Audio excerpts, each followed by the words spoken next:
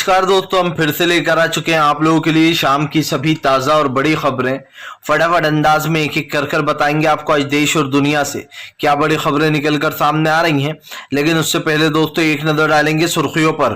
प्रधानमंत्री नरेंद्र मोदी के ऊपर गरजे संजय सिंह, बोले देश में भ्रष्टाचारी पार्टी बीजेपी लोगों के ऊपर कर रही है झूठे मुकदमे, लिस्ट भी गिनवा डाली संजय सिंह ने। वहीं पर अगली बड़ी खबर में हम आपको बताएंगे दोस्तों, आपको बता दें बजट सत्र के संसद के पहले ही दिन भयंकर हंगामा। जी आपको बताते चले, बजट सत्र के दौरान से पहले ही मल्लिकार्जुन खड़गे ने दिखाए अपने तेवर।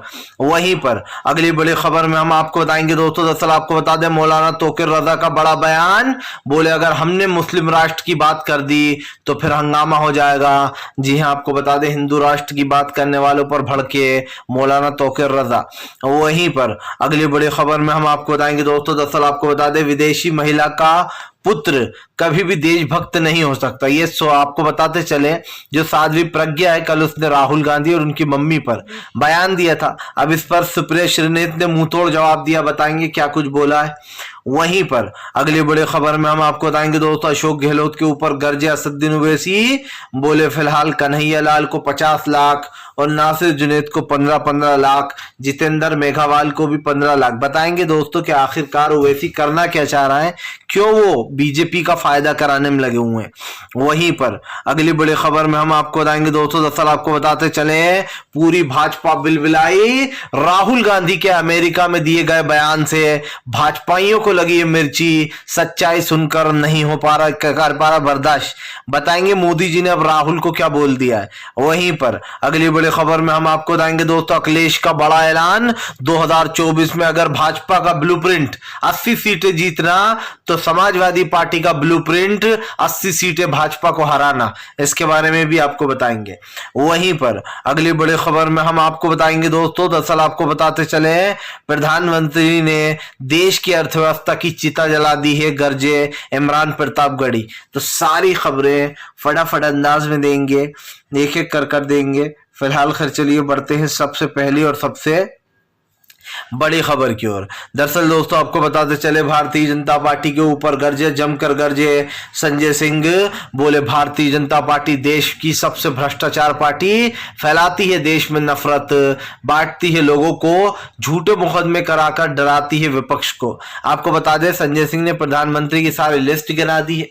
संजय सिंह ने कहा कि अडानी से यारी और विपक्ष पर सीबीआई भारी। आपको बताते चले संजय सिंह ने कहा कि फिलहाल मौजूदा स्थिति में भारतीय जनता पार्टी ने एक भी विपक्ष के नेता को छोड़ नहीं रखा है। कांग्रेस के ऊपर 26 मुकदमे कर रखे हैं सीबीआई के, आरजेडी के ऊपर 10 मुकदमे कर रखे हैं सीबीआई के। यहां तक कि दोस्तों आप समझिए टीएमसी के ऊपर 30 मुकदमे कर रखे हैं।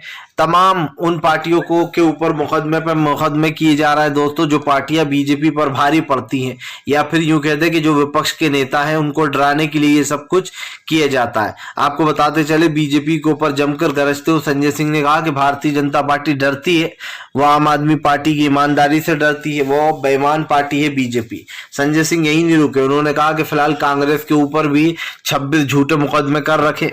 आप समझिए दोस्तों, इस वक्त जब विपक्ष की बात हो रही तो संजय सिंह ने उन तमाम विपक्ष का नाम गिनवाया जिन जिन पर बीजेपी ने मुकदमे कर रखे हैं। और सवाल तो उठता भी है दोस्तों कि आपके बीजेपी के नेता क्या दूध के धुले जो वो हमेशा बच जाते, जो उनके ऊपर बिल्कुल भी कभी इस तरीके की कार्रवाइयां नहीं होती।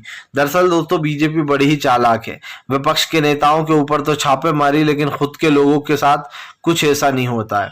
बीजेपी का एक एक नेता दोस्तों किस तरीके से भ्रष्टाचार फैला रहा है ये आप अच्छे से जानते हैं, लेकिन बीजेपी उन लोगों को बचाने में लगी, उन तमाम नेताओं को बचाया जा रहा है जो इस तरीके की हरकतें करते हैं। या फिर दोस्तों जो लोग देश में, आप समझिए देश में रहकर ही देश की बैंड बजाने पर तुले हुए हैं, ऐसे लोगों को बीजेपी कर रही है सपोर्ट। और ये बात बिल्कुल सच है। इस बात में दोस्तों कोई 2% वो नहीं है कि भारतीय जनता पार्टी ने देश को सिर्फ लज्जित किया है, अपमानित किया है, और ये कई बार साबित हुआ है। चलिए बढ़ते हैं एक और अगली बिग ब्रेकिंग की तरफ। बता दोस्तों अगली जो बड़ी खबर निकल कर आ रही, गुस्से में गरजे असदुद्दीन ओवैसी, बोले फिलहाल कन्हैया कुमार को 50 लाख और नासिर जुनैद को 15-15 लाख, जवाब दो अशोक गहलोत। आपको बताते चले दोस्तों, ओवैसी का बड़ा बयान निकलकर सामने आया जहां पर ओवैसी ने कांग्रेस को घेरा है राजस्थान में। दरअसल दोस्तों अब की बार सारे विपक्षी पार्टियां राजस्थान में भी घुस गई हैं। आपको बताते चले दोस्तों, ये वो पार्टियां हैं जो जगह जगह जाकर सारे वोट परसेंटेज में सेंध लगाने का काम कर रही हैं। सब जानते हैं दोस्तों कि राजस्थान में कांग्रेस सबसे मजबूत पार्टी है और उसके बाद अगर कोई सी पार्टी है तो वो बीजेपी है। लेकिन दोस्तों अब बीजेपी ने अपने आप को मजबूत करने के लिए कई पार्टियों को पीछे लगा दिया है, जैसे कि असदुद्दीन ओवैसी। चलिए मैं मानता हूं ओवैसी कह रहे हैं कि भैया नासिर और जुनैद को 15-15 लाख दिए गए और कन्हैया लाल को 50 लाख दिए गए। देखिए दोस्तों हर वक्त सिचुएशन अलग होती है। सरकार ये जो पैसा देती है सरकारी खजाने में से देती है।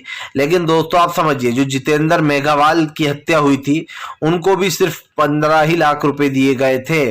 तो वो भी दोस्तों एक तरीके से देखा जाए तो आप समझिए, जो वैसी बताने की कोशिश कर रहे हैं कि हिंदू मुस्लिम में फर्क कर रहे हैं, ऐसा बिल्कुल नहीं है दोस्तों। जितेंद्र मेघवाल कोई मुस्लिम तो थे नहीं, उनको भी इतने ही दिए गए।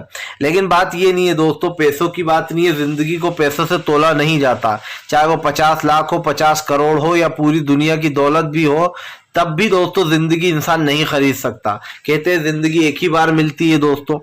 और ऐसे में ओवैसी ये बयान देकर सिर्फ उन मुस्लिमों को भड़काना चाह रहे हैं जो लोग कांग्रेस को वोट देते हैं। ओवैसी का प्लान सीधा दिखाई दे रहा है। असदुद्दीन ओवैसी चाहते हैं कि फिलहाल इस वक्त जो जनता है दोस्तों वो कांग्रेस के खिलाफ वोट करे अब की बार राजस्थान में। जबकि आप सब जानते हो दोस्तों कि सिर्फ कांग्रेस ही एक पार्टी है जो मुस्लिमों के लिए बोलती भी है और खड़ी भी रहती है, और पूरे देश चाहे वो हमारे हिंदू भाई हो मुस्लिम भाई हो सबको मिलाकर रखती है, एकजुट रखती है। लेकिन बीजेपी क्या करती है, देश को तोड़ती है। ओवैसी क्या करते हैं, ऐसे लोगों का फायदा करवाते हैं। ओवैसी क्या कैंडिडेट 8 से 10 हजार वोट भी अगर पाता है और कांग्रेस को वो जीतने के लिए सिर्फ 8-1 हजार वोट कम पड़ते हैं, तो वो वोट कौन काट ले जाता है दोस्तों, ओवैसी के खड़े हुए कैंडिडेट। इसका मतलब साफ है। चलिए बढ़ते हैं एक और अगली बिग ब्रेकिंग की तरफ। बता दोस्तों अगली जो बड़ी खबर निकल कर आ रही है, आपको बताते चले दोस्तों, साध्वी प्रज्ञा के बयान पर भड़की सुप्रिया श्री ने दे दिया मुंहतोड़ जवाब। दरअसल दोस्तों साध्वी प्रज्ञा भोपाल की एक सांसद, एक ऐसा नाम जिन्होंने मालेगांव में दोस्तों 2 धमाके करवाए थे। इनके ऊपर गंभीर आरोप है, लेकिन उसके बाद भी ये मध्य प्रदेश की वो है दोस्तों सांसद। ये हमारे लिए बहुत ही दुर्भाग्यपूर्ण है कि ऐसे लोगों को भी सांसद बनाया जाता है जिनके ऊपर इस तरीके के मुकदमे। हालांकि खैर योगी आदित्यनाथ के ऊपर मुकदमे थे, सब बंद करा दिए, सत्ता में आते थे ये लोग सब बंद करा देते हैं। अब इनका भी बहुत जल्दी आप देख लेना केस बंद कर दिया जाएगा, इन्हें बरी कर दिया जाएगा। फिलहाल इन्होंने एक बात कही दोस्तों, जिस बयान के ऊपर सुप्रिया श्रीनेत ने मुंहतोड़ जवाब दिया। आपको बताते चले सुप्रिया श्रीनेत, पहले ये बता दूं कि इन्होंने बोला क्या था। इन्होंने कहा था साध्वी प्रज्ञा ने कि विदेशी महिला से उत्पन्न पुत्र कभी देशभक्त नहीं हो सकता। आप समझिए, मतलब जो सोनिया गांधी से जो पुत्र है राहुल गांधी, वो कभी देशभक्त नहीं हो सकते। और ये बयान उन्होंने इस वजह से दिया था कि राहुल गांधी ने दोस्तों पीएम की पोल खोल दी अमेरिका में जाकर और बता दिया कि कैसे भारत का लोकतंत्र कमजोर हो रहा है। सच्चाई बोली राहुल ने। आज आप मीडिया पर, सोशल मीडिया पर किसी को कुछ बोलने नहीं देते हो, कोई पत्रकार आपके बारे में लिखता है तो बिल्कुल ही आप समझिए दोस्तों सब कुछ चौपट है। उत्तर प्रदेश की कानून व्यवस्था तो इतनी बेकार है दोस्तों, इतनी बेकार है कि अगर कोई पत्रकार वहां पर स्टोरी कवर करने जाता है तो अंधेर नगरी चौपट राजा, मतलब कानून का कुछ लेना देना नहीं। ऐसा लगता है कि कोर्ट भी कुछ नहीं करता दोस्तों, कोर्ट भी योगी आदित्यनाथ के फैसलों में उसका साथ देता है, इलाहाबाद हाई कोर्ट। ये मैं इसलिए कह रहा हूं कि अगर आप आधे से ज्यादा फैसले उठाकर देखेंगे तो सारे योगी के पक्ष में आए हुए हैं। इलाहाबाद हाईकोर्ट देखता रहता है सिर्फ योगी की हरकतें दोस्तों, कभी रोक नहीं लगाता। सिद्दीकी कप्पन जैसे पत्रकार पर यूएपीए लगाकर गिरफ्तार कर लिया गया, लेकिन सच्चाई क्या थी आप भी जानते हैं कि वो सिर्फ एक स्टोरी कवर करने जा रहा था। और उस समझिए किसी के ऊपर आप इसे पकड़ोगे और उसको जेल में डाल दोगे, मतलब कोई लॉ एंड ऑर्डर है ही नहीं दोस्तों। जीरो टॉलरेंस की जो बात करते हैं वहां पे लॉ एंड ऑर्डर ही नहीं चलता है, वहां पे तो योगी आदित्यनाथ की दोस्तों आप समझिए एक तरीके से गुंडागर्दी चलती है। चलिए अब हम बात कर रहे थे दोस्तों, तो ये बात जो है साध्वी प्रज्ञा ने बोली कि विदेशी महिला से उत्पन्न पुत्र कभी देशभक्त नहीं हो सकता, क्योंकि राहुल गांधी ने पीएम की बुराई कर दी थी अमेरिका जाकर कि भैया हमारे देश में तो लोकतंत्र ही नहीं है, मोदी जी लोकतंत्र खत्म कर रहे हैं। अब दोस्तों इस बयान के ऊपर सुप्रिया श्रीनेत ने पलटवार किया है साध्वी प्रज्ञा के ऊपर। क्या कहा है दोस्तों सुप्रिया श्रीनेत ने? सुप्रिया श्रीनेत लिखती हैं, प्रज्ञा ठाकुर मानसिक रूप से विकसित है, उन्हें एक अच्छे डॉक्टर की मदद चाहिए। आप समझिए, गोडसे के उपासक शहीद हेमंत कारकाले करे का अपमान करने वाली आतंकी आरोपों से घिरी ये महिला हमारे सनातन संस्कृति और धर्म पर धब्बा है।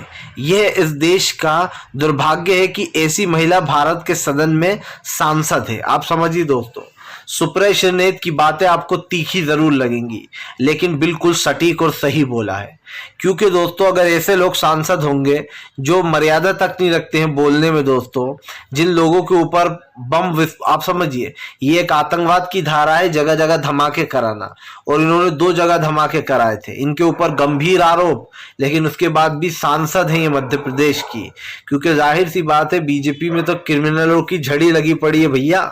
आप एक क्रिमिनल ढूंढने जाओगे तो बीजेपी में आपको पूरी की पूरी लाइन की लाइन खड़ी हुई दिखेगी कि ये सब के सब क्रिमिनल हैं, और जी भी वही जिंदगी ना क्रिमिनलों वाली दोस्तों। फिलहाल चलिए बढ़ते हैं एक और अगली बिग ब्रेकिंग की तरफ। बता दोस्तों अगली जो बड़ी खबर निकल कर आ रही है आपको बताते चले दोस्तों।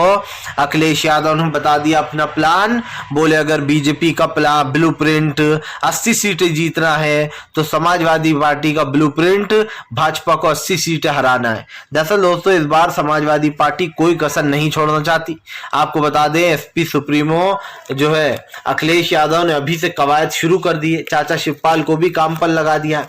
माना जा रहा है कि अखिलेश यादव 2024 के लोकसभा चुनाव में एक बड़ा गेम प्लान कर सकते, गेम खेल सकते हैं दोस्तों। क्योंकि सब जानते हैं उत्तर प्रदेश में अगर सबसे मजबूत पार्टी कोई बनकर उभरी थी इलेक्शन में तो वो समाजवादी पार्टी ही थी। हालांकि इसके बाद आजम खान की सीट गई, अब्दुल्ला आजम की सीट को उड़वा दिया बीजेपी ने उनकी सदस्यता रद्द कराकर। लेकिन मामला सिर्फ यही नहीं है, इस बार समाजवादी पार्टी लोकसभा चुनाव में कोई कसर नहीं छोड़ना चाहती। इसलिए अखिलेश यादव गुजरात से लेकर तो तमाम लोगों से मुलाकात भी कर रहे हैं। बताया जा रहा है कि अखिलेश यादव इस बार पूरी 80 सीटों पर चुनाव लड़ने वाले हैं। दरअसल दोस्तों सब जानते हैं कि उत्तर प्रदेश में सबसे ज्यादा लोकसभा की सीटें हैं, और दोस्तों जब सबसे ज्यादा लोकसभा की सीटें हैं उत्तर प्रदेश में तो इस बार अखिलेश यादव कोई कसर नहीं छोड़ना चाहते। यही कारण है जो अखिलेश यादव इस बार भाजपा को 2 गुना बड़ा झटका देना चाहते हैं। हालांकि हम ये भी जानते हैं दोस्तों कि लोकसभा चुनाव में मायावती बीजेपी का पूरा सहयोग करेंगी। वो अखिलेश यादव के वोट काटने की भी काम करेंगी, कांग्रेस का वोट उड़ाने की भी काम करेंगी। लेकिन दोस्तों आप भी जानते हैं कि उत्तर प्रदेश के बाद अगर सबसे बड़ा राज्य कोई है तो वो है बिहार। एक राज्य तो बीजेपी के अंडर में है, दूसरा राज्य दोस्तों नीतीश और तेजस्वी के अंडर में। हालांकि 2024 से पहले बीजेपी की पूरी ये कोशिश है कि वो तेजस्वी को जेल भेज दे और किसी तरीके से दोस्तों वो तेजस्वी की जो पार्टी है उसको तोड़कर दोस्तों अपनी सत्ता हासिल करे। मतलब कि बिहार की जो सरकार है उसको अस्थिर कर दे किसी तरीके से और बीजेपी सरकार बना ले। बीजेपी ये चाह रही है। लेकिन जैसा कि मैंने आपसे कहा दोस्तों, तेजस्वी यादव के ऊपर शिकंजा कसने की कोशिश की जा रही है। और ये बात सच भी है दोस्तों कि अगर तेजस्वी जेल जाते हैं तो बिहार में की राजनीति में एक भूचाल भी आ सकता है। क्योंकि बीजेपी दोस्तों सब जानते हैं तेजस्वी यादव ने ही जोड़कर रखा है आरजेडी और जेडीयू को। अगर तेजस्वी जेल में जाते हैं तो दोस्तों बीजेपी के लिए सरकार गिराना बहुत इजी हो जाएगा, किसी एक को खरीदना। लेकिन जैसे कि मैंने आपको कहा कि ये मामला 5 साल पुराना है तेजस्वी का, इसलिए कहीं ना कहीं बीजेपी को पीछे हटना पड़ेगा। फिलहाल हम बात कर रहे थे अखिलेश यादव की, तो अखिलेश का जो ब्लूप्रिंट है दोस्तों वो साफ साफ तैयार हो चुका है। क्योंकि मैंने जैसे कहा कि उत्तर प्रदेश के बाद बिहार सबसे बड़ा राज्य है जहां पर लोकसभा की काफी ज्यादा सीटें हैं।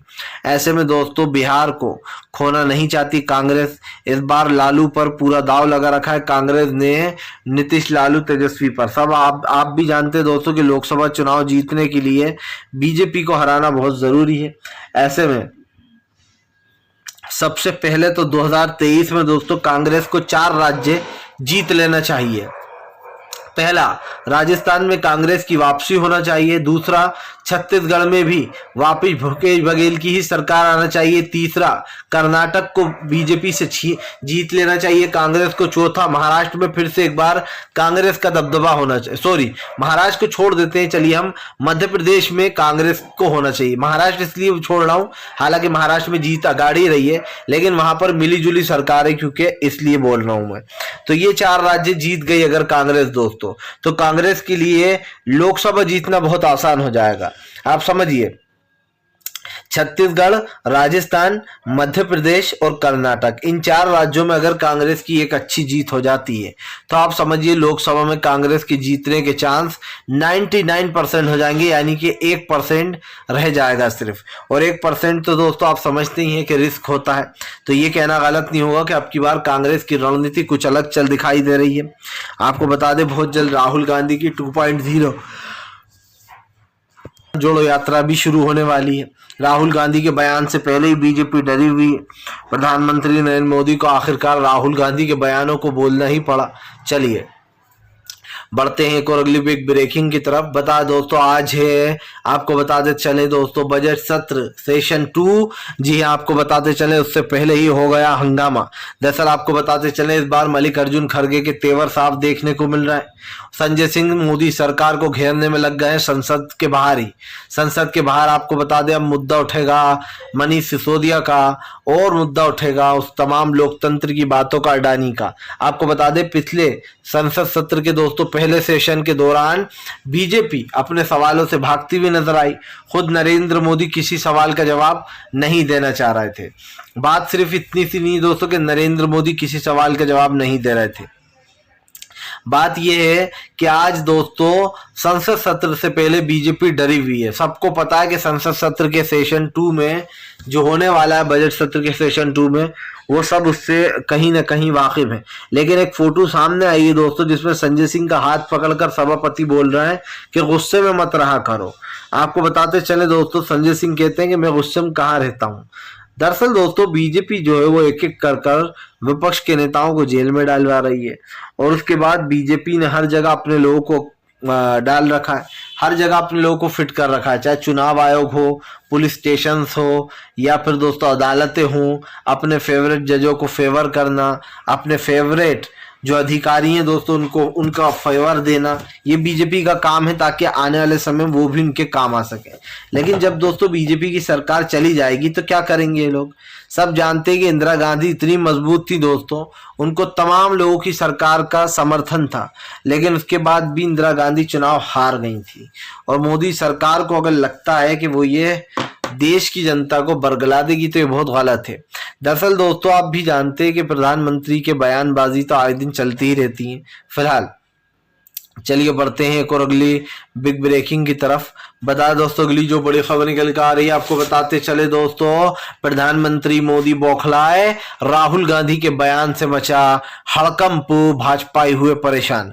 दरअसल दोस्तों राहुल गांधी ने अमेरिका जाकर एक ऐसी बात कर दी दोस्तों, जो बात सुनकर आप भी हैरान हो जाएंगे, है ना। ऐसी बात नहीं है कि दोस्तों लोगों ने इस बयान को सुना नहीं है, सबने सुना है कि राहुल गांधी ने कहा कि हमारे देश का जो स्ट्रक्चर है, जो लोकतंत्र है, वो खतरे में है, और वो खतरा मोदी सरकार से। बीजेपी और आरएसएस के लोग धर्म को आपस में लड़वाते हैं और लोगों को लड़वाकर अपना राजनीतिक मुद्दा फेंकते हैं और फायदा ढूंढते हैं। ये बात किसने कही थी दोस्तों? ये बात सीधे सीधे बोली है, और आप भी जानते हैं कि ये बीजेपी की दोस्तों फैक्ट है, ये बात बिल्कुल सच है। अब ये राहुल गांधी ने बयान दे दिया दोस्तों कि भारत का लोकतंत्र कमजोर हो रहा, बीजेपी बौखला गई। कल नरेंद्र मोदी ने अपने बयान में राहुल गांधी का जिक्र किया। उन्होंने कहा कि कुछ लोग विदेश जाकर हमारे देश के लोकतंत्र की जो है यहाँ पर बुराई करते हैं, हमारे देश का अपमान कर रहे हैं विदेश जाकर, लोकतंत्र को कमजोर बताकर। अब आप भी जानते हैं दोस्तों कि 2014 के बाद से लोकतंत्र कितना कमजोर हुआ है। मोदी सरकार ने उन तमाम संस्थाओं पर रोक लगा दी जो सच्चाई बोलती थी, उन तमाम पत्रकारों को जेल में डाल दिया जो सच बोलने का काम करते हैं। आप समझिए, बच्चियों को अरेस्ट करवा लिया जाता है टूल किट मामलों में। ये तो हमारे देश की हालत हो चुकी है। प्रधानमंत्री कहते हैं कि भैया आपने देश का अपमान किया है। प्रधानमंत्री भूल गए कि देश का अपमान नहीं, खुद प्रधानमंत्री का अपमान किया है राहुल गांधी ने। तो फिलहाल अगर आपको वीडियो अच्छा लगे तो लाइक करें, चैनल पे पहली बार आए सब्सक्राइब जरूर।